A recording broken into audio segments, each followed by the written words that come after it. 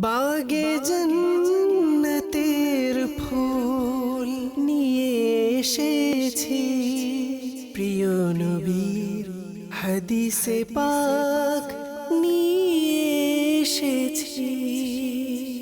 আলহামদুলিল্লাহি রাব্বিল আলামিন ওয়াসসালাতু ওয়াসসালামু আলা সাইয়্যিদিল মুরসালিন আম্মা বা'দ ফাআউযু বিল্লাহি মিনাশ শাইতানির রাজীম বিসমিল্লাহির রহমানির রহিম।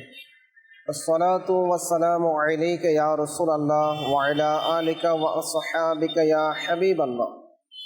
আসসালাতু ওয়াসসালামু আলাইকা ইয়া নাবিয়াল্লাহ ওয়া আলা আলিকা ওয়া আসহাবিকা ইয়া নূরাল্লাহ।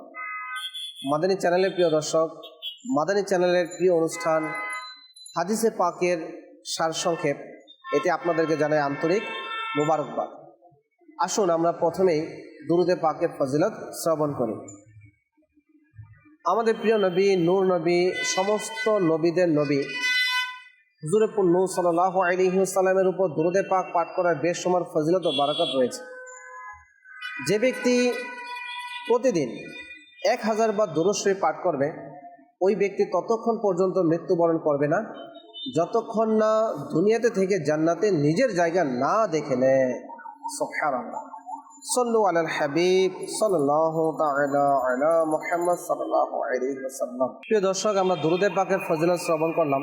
কতই না সৌভাগ্যবান হবে যদি আমরা দুনিয়াতে 1000 বার দুরূদ শরীফ পাঠ করি, আর এই দুরূদে পাকের বরকতে আমরা দুনিয়াতে থাকা অবস্থায় জান্নাত দেখতে পারবো।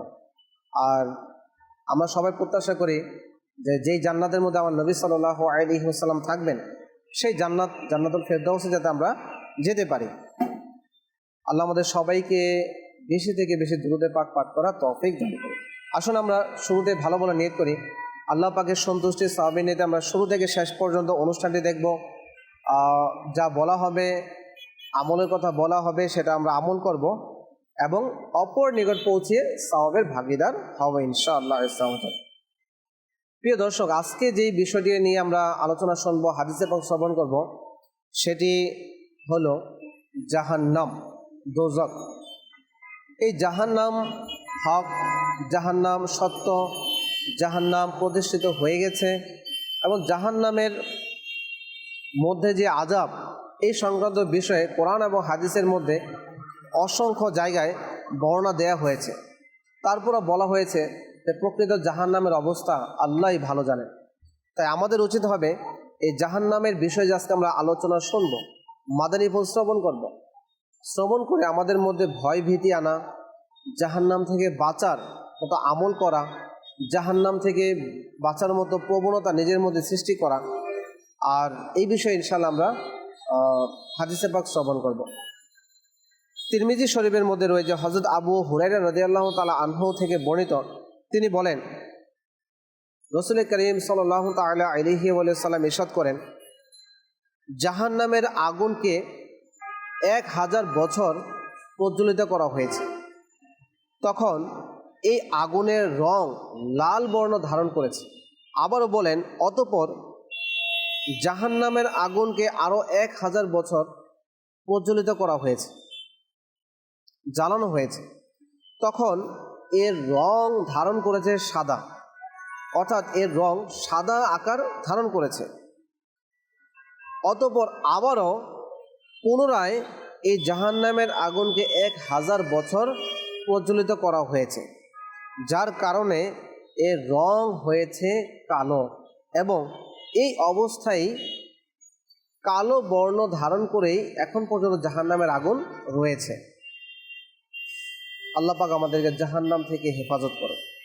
তো এই হাদিসে পাকের মাধ্যমে জানা গেল যে জাহান্নাম প্রতিষ্ঠিত হয়ে গেছে এবং জাহান্নামের প্রকৃত অবস্থাটা আল্লাহ পাক তাকে জানিয়েছেন, যার কারণে আমাদেরকে এই বিষয়টা জানিয়েছেন। হযরত ইবনে আব্বাস রাদিয়াল্লাহু তাআলা আনহু থেকে বর্ণিত, তিনি বলেন রাসূল করিম সাল্লাল্লাহু আলাইহি ওয়াসাল্লাম বলেছেন যে জাহান্নামীদের মধ্যে সবচেয়ে হালকা যে আযাব হবে সেটা হবে আবু তালিব এর। আর সেই হালকা আযাব হলো তাকে আগুনের জুতো পরিধান করানো হবে। আর এই হালকা আযাবের অবস্থাটা এমন হবে, এই আগুনের জুতো পরিধান করার কারণে তার মগজগুলো টকবক টকবক করে ওঠে, যেভাবে ভাত পাকালে ভাতগুলি ফুটতে থাকে। বুখারী শরীফের মধ্যে এই হাদিসে পাকটি রয়েছে। আল্লাহ আমাদেরকে জাহান্নামের আযাব থেকে হেফাজত করুক। হযরত সাইয়্যিদুনা আবু সাঈদ খুদরি রাদিয়াল্লাহু তাআলা আনহু ইরশাদ করেন, প্রিয় নবী সাল্লাল্লাহু আলাইহি ওয়াসাল্লাম ইরশাদ করেছেন যে ওই পানির এক ঢোক যা জাহান্নামীদের জখম থেকে, জাহান্নামীদের ক্ষত থেকে প্রবাহিত হবে, সেটা যদি দুনিয়ার মধ্যে ঢেলে দেয়া হয় তাহলে দুনিয়ার মধ্যে যা কিছু আছে সব কিছু দুর্গন্ধযুক্ত হয়ে যাবে। প্রিয় দর্শক, আমরা শুনলাম যে জাহান্নামীদের আযাব দেয়া হবে, তাদের জখম হবে, জখম থেকে দুর্গন্ধ বের হবে, রক্ত পুঁজ বের হবে, আর এগুলোর অবস্থাটা এমনই যে এগুলো দুর্গন্ধ না দুনিয়াবাসী সহ্য করতে পারবে, না দুনিয়াতে এটা যদি রাখা হয় তাহলে দুনিয়া অবশিষ্ট থাকবে। আল্লাহ পাক আমাদেরকে জাহান্নামের আযাব থেকে বাঁচার, দোজখবাসী হওয়া থেকে বাঁচার এবং বেশি থেকে বেশি নেকির কাজ করে জান্নাতবাসী হওয়ার তৌফিক দান করুন। আবু হুরায়রা রাদিয়াল্লাহু তাআলা আনহু থেকে বর্ণিত, প্রিয় নবী সাল্লাল্লাহু আলাইহি ওয়াসাল্লাম ইরশাদ করেন, লা ইয়াদখুলুন নার ইল্লা শাকিয়ুন। প্রিয় নবী সাল্লাল্লাহু আলাইহি ওয়াসাল্লাম ইরশাদ করেন, কেউ দোজখবাসী হবে না শুধুমাত্র বদনসিব হতভাগা ছাড়া। তো প্রিয় নবী সাল্লাল্লাহু আলাইহি ওয়াসাল্লামের কাছে জানতে চাওয়া হলো, ইয়া রাসূলুল্লাহ সাল্লাল্লাহু আলাইহি ওয়াসাল্লাম, আপনার কদমে আমাদের পিতামাতা উৎসর্গ হোক, বদনসিব কারা? তখন প্রিয় নবী সাল্লাল্লাহু আলাইহি ওয়াসাল্লাম ইরশাদ করলেন, বদনসিব, দুর্ভাগা সেই ব্যক্তি যে আল্লাহ পাকের সন্তুষ্টির জন্য, ইতাআত করার জন্য ইবাদত করেনি, আর আল্লাহ পাকের সন্তুষ্টির জন্য, আল্লাহ পাককে পাওয়ার জন্য আল্লাহ নাফরমানি থেকে বেঁচে থাকেনি। ইবনে মাজাহ শরীফের মধ্যে হাদিসে পাকটি রয়েছে। তো প্রিয় ইসলামী ভাইয়েরা, প্রিয় দর্শক, আমরা জানতে পারলাম যে আসলেই হাশরের ময়দানে আমরা জানি যে আল্লাহ পাকের ৯৯ ভাগ রহমতের সাগরে ঢেউ খেলবে। ৯৯ ভাগ রহমত, এর মধ্যে জোশ আসবে, ঢেউ খেলবে। আল্লাহ পাক যদি আল্লাহ পাকের ভয়ে কান্না করার কারণে একটা পলক পর্যন্ত ভিজে থাকে, সেটার উসিলা আল্লাহ পাক বান্দাকে মাফ করে দেবে। একজন মা সন্তানের জন্য কতটা দরদ, এই মায়ের থেকেও শতভাগ বেশি মায়া বান্দার প্রতি রাখেন আমাদের আল্লাহ পাক। তো সেই আল্লাহ পাক হাশরের ময়দানে বান্দাদের প্রতি রহমতের দৃষ্টি দিবেন, প্রিয় নবীর উসিলায়, প্রিয় নবীর সুপারিশকে কবুল করবেন, বান্দাদেরকে জান্নাতবাসী করবেন। কিন্তু সেই সময়ও যদি কেউ জাহান্নামে যায়, তো সেটা কতটাই বদনসিব, আর তার দুর্ভাগ্যটাই কতটা যে এত রহমতের কারণে, এত উসিলার কারণে বান্দারা জান্নাতি হবে, কিন্তু কিছু ব্যক্তি জাহান্নামে চলে যাবে।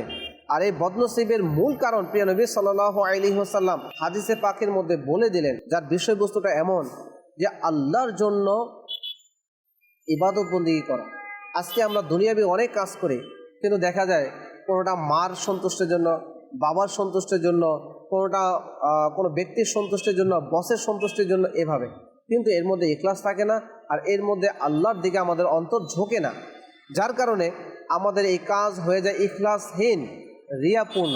এজন্য যে যদি আমরা অল্প করি কিন্তু আল্লাহর জন্য ইবাদত করি, আল্লাহকে পাওয়ার জন্য করি, তাহলে এটা আমার নাজাতের উসিলা হবে, জাহান্নাম থেকে বাঁচার মাধ্যম হয়ে যাবে।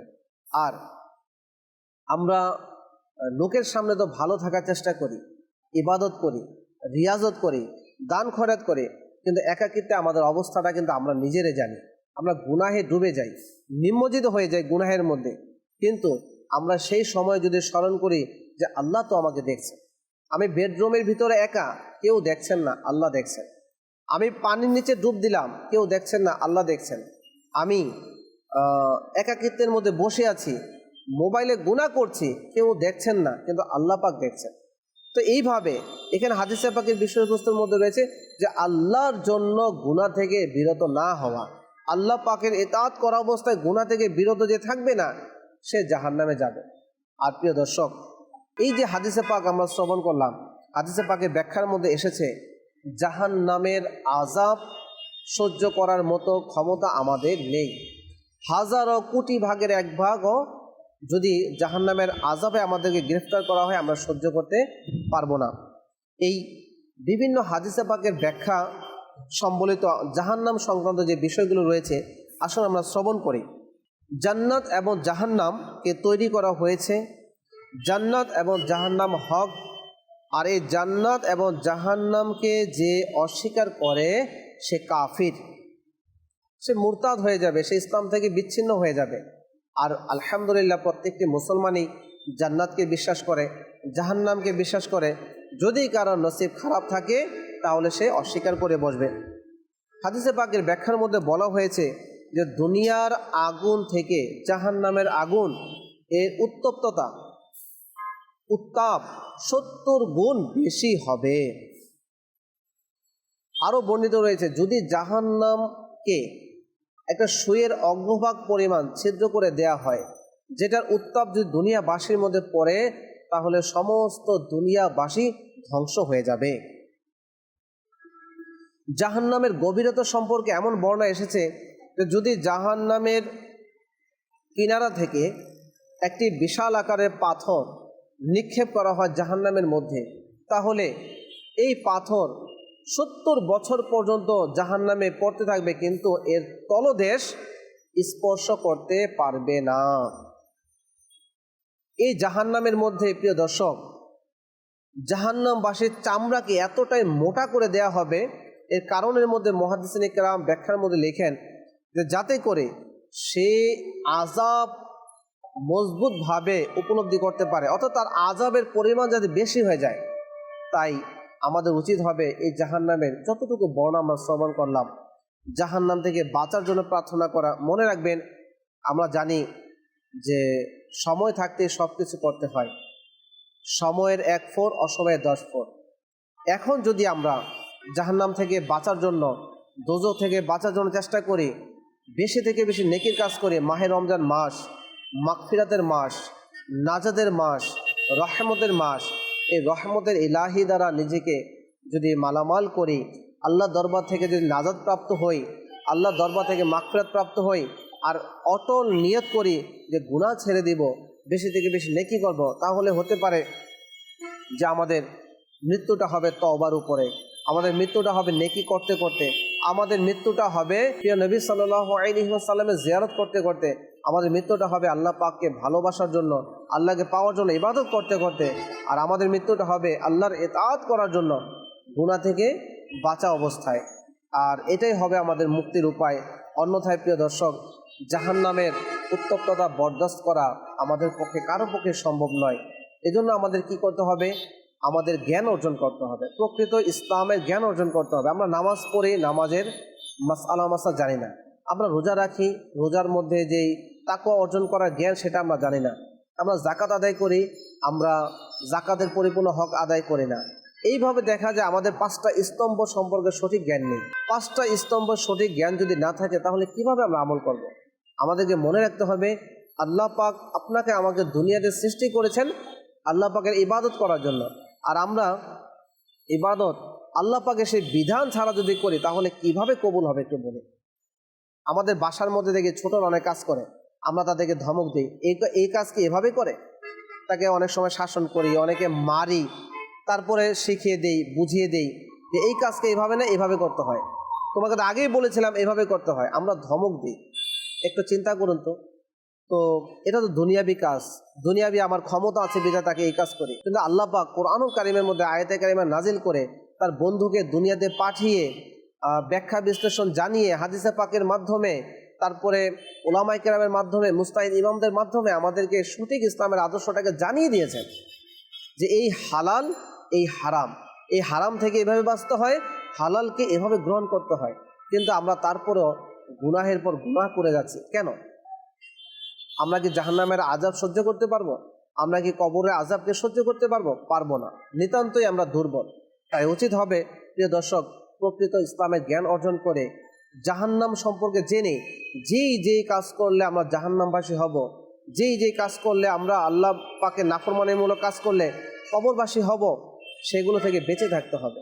আর এই জন্য আমাদের উচিত হবে একটা উত্তম নেককার পরিবেশ। আলহামদুলিল্লাহ, দাওয়াতে ইসলামী মাদানী চ্যানেলের মাধ্যমে, দাওয়াত ইসলামী জামিয়াতুল মদিনা প্রতিষ্ঠা করার মাধ্যমে, দাওয়াত ইসলামী মাদ্রাসাতুল মদিনা প্রতিষ্ঠা করার মাধ্যমে, দাওয়াত ইসলামী মাদানী কাফেলা সফরের মাধ্যমে, দাওয়াত ইসলামী বিভিন্ন কোর্সেসের মাধ্যমে আলহামদুলিল্লাহ ইলমি দিন শেখার ব্যবস্থা আমাদেরকে করে দিয়েছেন।